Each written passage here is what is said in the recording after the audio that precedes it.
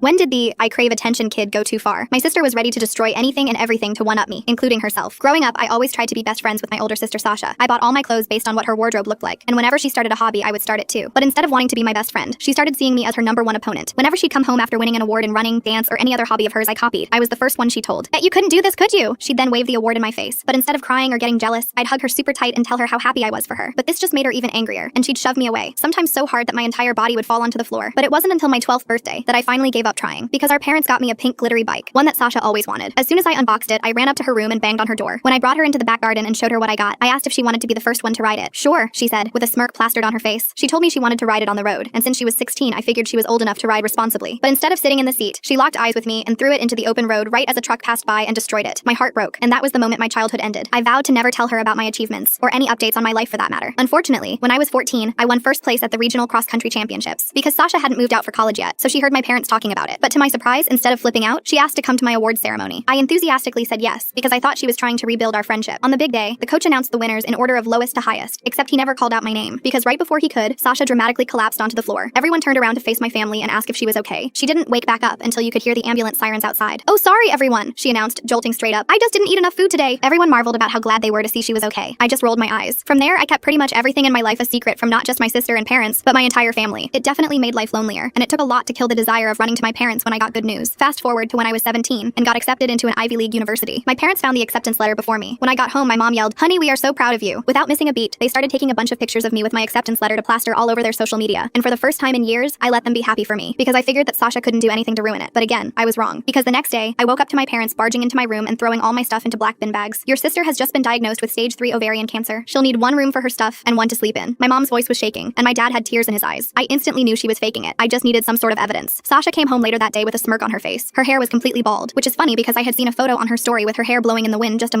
weeks back. Still, she lied down and slept, said the cancer was tiring her out. That night, I cooked her favorite meal, luring her into delusional security. After 2 weeks of me sleeping on the couch, Sasha hosted a party to commemorate her own bravery. She invited everyone we knew, including some girls from my class. Perfect. Halfway through, I tapped on my Fanta glass with a fork. "Sasha, make a speech. We're so proud of you." She immediately recited a speech that I had heard her practice dozens of times in the bathroom mirror. She was halfway through her fake tears when I walked up to her and hugged her, and just as I was about to pull away, I peeled off the bald cap. Her blonde hair unraveled down to her waist. Sasha screamed. My mom gasped so hard I thought her lungs were about to shrivel up. While everyone processed what was going on, I turned on the TV on full volume. There, I broadcasted a clip I had captured of Sasha practicing her speech in the mirror when she thought no one was looking. And instead of finally facing up to her lies, she stormed out of the house and drove away. I went upstairs to my room and let my parents deal with saying goodbye to all the guests. The next morning, I woke up to my mom slapping me across the face. "How could you have embarrassed Sasha like that while she's battling with cancer?" I stared at her blankly. "She told us those were hair extensions, you idiot." Full story on channel, link below.